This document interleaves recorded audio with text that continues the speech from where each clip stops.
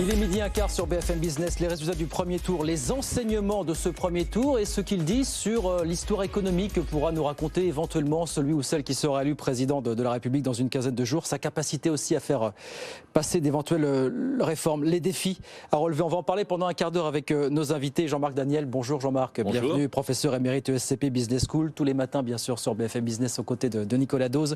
Et puis Alexandre Malafaye qui est avec nous également. Bonjour Alexandre, bienvenue, entrepreneur et essayiste, fondateur du think tank Sinopia. On va commencer avec vous, Alexandre. Quand on s'est parlé au téléphone, vous m'avez dit on a franchi une nouvelle étape du dégagisme, peut-être pour introduire notre propos. Ça veut dire quoi, une nouvelle étape du dégagisme pour vous? Ça veut dire qu'en fait, on est en train véritablement d'encaisser la deuxième secousse sismique, si je puis dire, de l'élection de 2017. Oui. Mais cette fois-ci, la secousse est d'une ampleur plus vaste, plus ample, parce qu'on voit qu'effectivement, ce qui restait de l'ancien monde politique est complètement renversé, et qu'on se retrouve face à une situation qui fait que le système de la cinquième, qui a été conçu plutôt pour avoir une approche, on va dire, avec une droite et une gauche et une opposition classique, tout ça étant un peu fondé sur des racines chrétiennes et communistes, si on voulait faire des raccourcis, comme le dit notre ami Jérôme Fourquet, eh bien on a maintenant un modèle qui est ternaire, qui est tripolaire, avec une gauche plutôt dure, parce que le programme de la gauche, sur juste les questions économiques, est pas tendre, une espèce de centre assez vaste, mais aux frontières pas très claires, et puis une droite, elle aussi, qui est radicale. Et la difficulté à laquelle on est confronté aujourd'hui, c'est que si on prend le rêve de Valéry Giscard d'Estaing, qui avait évoqué le 2 Français sur 3, Emmanuel Macron, lui, est dans la situation de 1 Français sur 3. Certes, il a un grand centre, mais c'est 1 Français sur 3. Et pour gouverner dans ces conditions, en termes de légitimité, en termes de capacité à fabriquer une véritable majorité pour gouverner, et une majorité qui sera acceptée par les Français. Il faut imaginer que vous avez près de 60% aujourd'hui, sans compter les votes blancs de Français qui ont voté pour la gauche ou pour la droite, et qui vont, dans d'une moindre mesure, se retrouver à l'Assemblée nationale. Est-ce que ça tiendra? Est-ce que les Français l'accepteront? Il y aura un problème de méthode notamment. Alors, réponse pas trop longue, messieurs, pour qu'on puisse échanger. Voilà. Qu'est-ce que ça vous dit tout ça sur l'histoire économique que pourra nous raconter celui ou celle qui sera élu dans une quinzaine de jours, Jean-Marc? Oui, pour reprendre les références du vieux monde et tout ça, je pense que c'est André Malraux qui, après mai 68, disait en fait les Français votent toujours pour le parti de l'ordre. Et il y a deux partis de l'ordre. Il y a le parti de l'ordre au pouvoir, constitué comme tel. Il disait à l'époque c'est nous les gaullistes, et le parti de l'ordre d'opposition c'est les communistes. Leur rôle c'est de calmer les émeutes, d'encadrer la contestation, de faire en sorte que les gens mécontents puissent trouver un canal. Et il disait le rôle du parti de l'ordre au pouvoir c'est de faire une campagne de centre-gauche et une gestion de droite. Eh bien, je pense qu'on est dans cette configuration, à la différence de la période de Malraux, que le parti de l'ordre de contestation, d'opposition, c'était les communistes, et cette fois-ci, il s'est scindé en deux. Le parti d'encadrement de l'ordre dans l'opposition, c'est le Rassemblement national et le parti de Mélenchon, la France Insoumise. Alors, un des enjeux, c'est que Malraux disait le parti de l'ordre d'opposition a vocation à rester dans l'opposition. Et donc, le parti communiste a fini par y arriver avec le Parti socialiste. La question qui se pose, c'est est-ce que soudain le parti de l'ordre d'opposition ne va pas devenir majoritaire? Avec la question, c'est qu'est-ce qu'il nous propose? Parce que là aussi, pour finir avec André Malraux, il disait le vrai enjeu du parti de l'ordre de l'opposition, c'est dès qu'il sent qu'il peut gagner le pouvoir, c'est de se radicaliser pour ne jamais accéder au pouvoir. La grande angoisse du parti de l'ordre d'opposition, c'est qu'à un moment donné, quelque part, on lui confie vraiment le pouvoir. Et donc là aussi, c'est la question qu'on peut se poser sur Madame Le Pen. Est-ce qu'elle va faire pendant ces 15 jours un programme pour accéder vraiment au pouvoir ou un programme pour rester dans le confort de l'opposition en se disant voilà après qui est un confort en tant que tel évidemment. Qui est un confort en tant que tel. Absolument. Vous dites Alexandre, alors sans égrener les différents sujets, grands sujets sur lesquels on attend le ou la prochaine élue au point de vue économique, vous dites qu'il y a un problème de méthode. Alors, notamment sur le sujet des retraites, qui est un sujet prégnant, bien sûr. On peut vraiment le prendre comme un cas d'école. Je crois qu'en fait, la clé de voûte du prochain quinquennat, ce sera la fabrication du consentement. Est-ce qu'on est capable de réunir, à un moment donné, fabriquer une adhésion des Français pour faire en sorte que les projets puissent être mis en œuvre, ou est-ce qu'on risque de se heurter à des murs d'hostilité qui vont se trouver leurs racines dans cet état réel de la France qui se traduit très bien dans les urnes. Alors, la méthode, c'est quoi? C'est de se poser effectivement la question de comment on fait, parce que ce qu'il faut faire est globalement relativement connu ou admis. Il y a suffisamment de projets sur la table, si je puis dire, mais la question c'est comment vous le faites et comment vous le faites pour que ce soit fait au bon niveau. Prenez la question de l'exemple des retraites qui est excellent. L'erreur, me semble-t-il, d'un dirigeant, que ce soit Emmanuel Macron ou un autre, c'est de dire en l'état actuel de ce qu'est le pays, de ce qu'il ressent, de sa réaction, c'est de fixer déjà à l'issue de votre déclaration les termes de la discussion à laquelle vous voulez arriver. Ce qui s'est passé avec l'assurance chômage, où le chef de l'État et le gouvernement ont mis les partenaires sociaux en situation d'impasse et après ils ont repris la main. Et là on programme 62-65 ans. Voilà. Exactement. Et là je pense que l'exemple qu'il ne faut pas donner, c'est l'âge de sortie. Il faut dire écoutez, écoutez, mes chers compatriotes, on a un sujet majeur qui est de réformer les retraites parce qu'on veut que le système soit plus généreux avec certains, on veut qu'il soit davantage pérenne, on veut s'occuper du 5e âge, enfin, on a besoin de davantage de moyens, on pense qu'il faut en tout cas arriver à ça. Il faut être ambitieux, mais on va la faire ensemble, cette réforme. Et à ce moment-là, vous essayez de vous mettre autour de la table des partenaires sociaux et des parties prenantes qui vont avoir envie d'y participer, et après, à vous de trouver le bon équilibre pour faire en sorte que ce ne soit pas une réforme maître, si je puis dire. D'accord avec ça, Jean-Marc, sur ce dossier des Oui, ce que je trouve intéressant dans l'attitude et le projet d'Emmanuel Macron, c'est qu'il était rentré en 2017 au pouvoir avec beaucoup d'ambition et beaucoup d'enthousiasme. Oui. Et donc sur les retraites, c'était typique. Il allait construire un nouveau régime fondamentalement différent de ce qu'on avait précédemment, qui allait permettre à la fois d'assurer une forme de justice sociale, de garantir aux personnes âgées un niveau de vie correct et de retrouver son équilibre financier. Et pour moi, il y a depuis son discours d'Aix-la-Chapelle de 2018, quand il a reçu le prix Charlemagne, il y a une espèce d'aveu d'impuissance. Impuissance à faire partager son enthousiasme par la population, et il l'a vu très peu de temps après avec les Gilets jaunes, et impuissance à véritablement redresser les comptes publics, secouer un peu l'administration, faire en sorte que ces réformes deviennent concrètes. Et donc maintenant, il est sur une autre ambition, c'est éviter de rompre avec l'Europe. Parce que quand on est dans le club med, les pays qui ont plus de 100% de dette, on a besoin de la Banque centrale pour racheter la dette publique.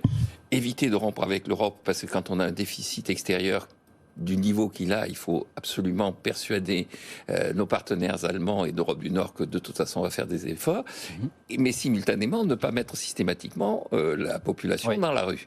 Et donc sur la retraite, c'est un des cas typiques, parce que l'Europe du Nord et nos partenaires attendent qu'on reporte l'âge de départ à la retraite, comme on l'a fait dans les autres pays. La rue, elle dit, écoutez, mais on ne va pas brutalement comme ça passer de 62 à 65 ans. Bon. Et donc, il y a une espèce de jeu d'équilibre à trouver qui va être assez compliqué, mais qui traduit surtout la perte de ses ambitions initiales. Il devait renverser la table, construire un monde nouveau, faire la Startup Nation, ne plus avoir de nostalgie industrielle. Et il est maintenant dans, écoutez, comme disait Mitterrand, il est passé de la phase du projet au programme, et il est passé de la phase de l'ambition à la phase de la comptabilité. La question que ça pose, c'est dans cette configuration d'entre-deux tours et au-delà des 5 prochaines années, Macron, c'est un peu que la question que vous posez, peut-il encore faire du Macron finalement ? C'est ça la question qui est posée, Alexandre. En tout cas, ma conviction, c'est que s'il refait en 2022, 23, 24 la même chose en matière de gouvernance et de façon de se comporter en termes d'exemplarité, de respect des Français, finalement de mépris d'une certaine forme de sensibilité du peuple de France, il risque effectivement d'avoir des durcissements de position des uns et des autres qui vont rendre inapplicable son projet. On sait comment on va commencer ce quinquennat, c'est certainement un de ceux qu'on commence dont on ne sait pas s'il se terminera selon comment on va s'y prendre. Parce que derrière, on va peut-être en parler, il y a en effet quand même devant nous un mur qui est celui de la dette. Il y a des revendications absolument phénoménales et des attentes phénoménales en matière de pouvoir d'achat. Or, il y a une problématique de simple, c'est que le quoi qu'il en coûte, qui a été quand même très utilisé, et par le candidat Macron lorsqu'il était président, et puis également par tous les autres candidats qui ont quand même pas mal ouvert les vannes. Maintenant, on va passer dans la phase du dur. Comment est-ce qu'on évite les effets déceptifs ? Comment est-ce qu'on fait et comment est-ce qu'on fait pour que ce soit durable ? Alors certes, l'Europe pourra peut-être nous y aider, c'est pas gagné quand même, mais ça fera pas non plus le joint, si je puis dire, pendant des années. On fait le deuil, si Emmanuel Macron est réélu dans 15 jours, on fait le deuil effectivement d'une nouvelle réforme peut-être de l'assurance chômage, d'une réforme de l'État, je dis nouvelle, non, puisque c'était l'angle mort de la campagne d'Emmanuel Macron en 2017. Est-ce qu'on fait le deuil de tout ça finalement, Jean-Marc, pour vous ? Je crois que sur le fond, il faudrait qu'il retrouve l'enthousiasme et surtout le projet, le véritable projet de 2017. Il s'est amendé, non pas sur la forme, il a continué à être provocateur, à prendre les Français de front, à faire des petites phrases. Encore récemment, il a fait des petites phrases y compris sur l'affaire McKinsey.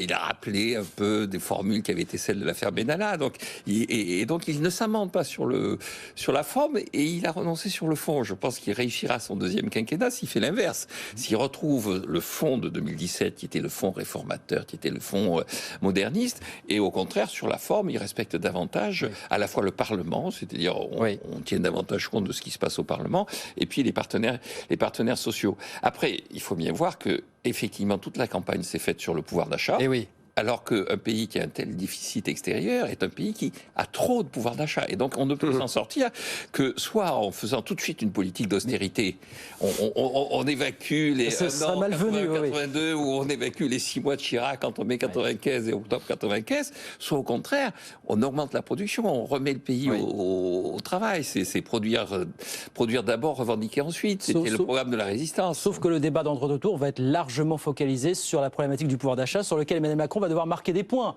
face à une Marine Le Pen qui a quelque peu préempté le sujet finalement. Voilà, comment est-ce que vous regardez aussi cette séquence qui s'ouvre? C'est toute la problématique des campagnes électorales dans ce type de séquence. C'est-à-dire qu'on est face à des enjeux de surenchère. Et en fait, quelque part, pour avoir une chance de convaincre, il faut essayer de trouver des ressorts qui sont souvent très clientélistes. Et alors, quand on en a les moyens, ça ne pose pas de problème particulier. Après, ce qu'il faut, là encore, je le redis, il faut faire attention au côté déceptif. Moi, je pense que ce qui explique une grande partie de la désillusion de beaucoup de Français, c'est non pas simplement sur le quinquennat d'Emmanuel Macron, c'est qu'il y a énormément de propositions qui sont faites, énormément d'engagements, et puis des mots qui sont mis sur des réalités, et puis après, on se rend compte que dans la vraie vie, c'est très différent. Donc cette dimension-là, elle est absolument essentielle. Alors, est-ce qu'ils l'ont compris l'un et l'autre? Il y a un phénomène intéressant, c'est que Emmanuel Macron dit « je suis prêt à inventer autre chose pour gouverner ». Bon, qu'est-ce que ça masque? Qu'est-ce que ça revêt? Est-ce qu'il veut vraiment s'y prendre autrement? Est-ce qu'il veut s'ouvrir de manière différente pour fabriquer sa coalition de gouvernement? Et Marine Le Pen dit qu'elle veut, elle, former un gouvernement d'union nationale. Oui. Donc on voit bien qu'il y a quand même une réflexion sur la méthode. Après, il va falloir peut-être que pendant les deux tours, là, cet entre-deux tours, ils nous en disent davantage, parce que ça suffira pas pour convaincre. Mais c'est un enjeu, de mon point de vue, c'est un enjeu stratégique. Il nous reste quelques minutes, monsieur. L'Europe, justement, on va commencer à en parler, on va terminer là-dessus. C'est bien le moins qu'on puisse faire. Là aussi, deux projets différents. Marine Le Pen qui a mis un petit peu d'eau dans son vin. On ne parle plus de sortie de l'Union, on ne parle plus de sortie de la zone euro. Mais quand même, il y a des mesures, enfin, il y a un penchant qui est pris anti-européen. On baisse la contribution de la France au budget européen. Le face à Emmanuel Macron, plus européiste que jamais. Comment vous regardez aussi cette opposition le très très grand problème d'Emmanuel Macron, c'est ce que d'ailleurs vous avez dit, de Marine Le Pen, c'est ce que vous avez dit, c'est qu'en effet, elle ne s'apprêtait pas à gagner en 2017, donc elle était dans des postures, comme l'a été souvent le Front National, qui était très très très contestable et certainement très destiné à faire florès, comme on dit.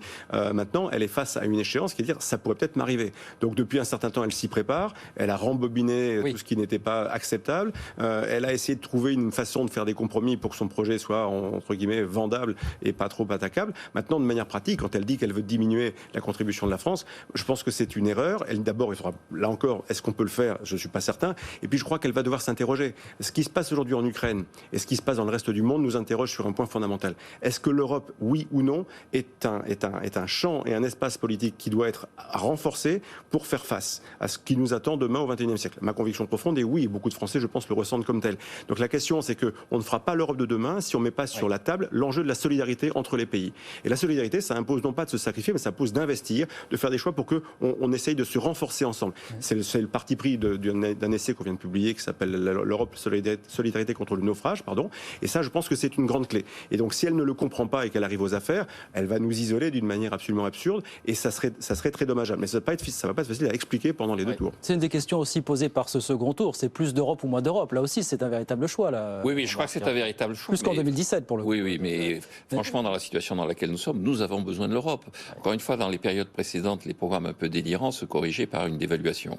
Donc, 81, dès le mois de septembre, on dévalue, et on a dévalué 3 fois avant d'arriver à la rigueur. Bon, donc là, on ne peut plus dévaluer. C'est-à-dire qu'on est dans un ensemble, et donc on a des comptes à rendre à d'autres qui, certes, on ne dévaluera pas, mais il faut qu'on fasse quelque chose.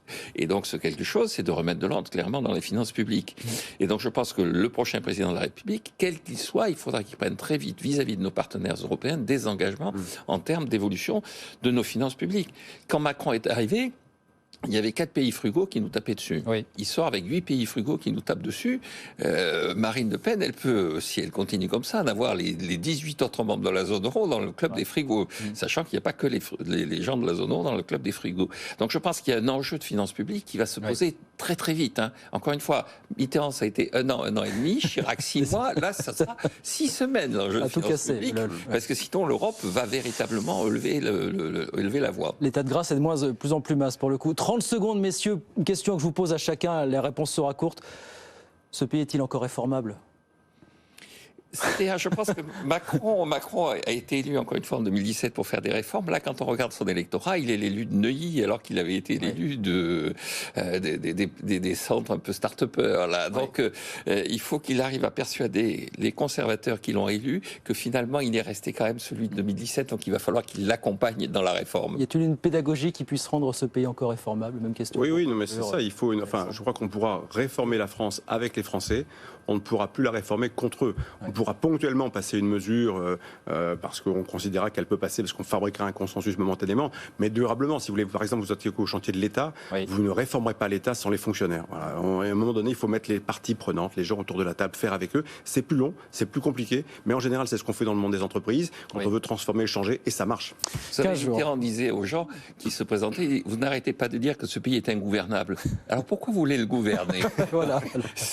Je pense que tous ceux qui veulent le gouverner doivent le vivre comme étant gouvernable. Vaste défi au pluriel pour les deux candidats, encore 15 jours de campagne avant le second tour. Merci beaucoup messieurs d'être venus pour ce beau débat. Alexandre Malafaille, entrepreneur, essayiste, fondateur du think tank Sinopia. Jean-Marc Daniel, professeur émérite ESCP Business School, tous les matins bien sûr avec Nicolas Dose à 7h10 sur BFM Business. Merci beaucoup messieurs, merci d'être venus.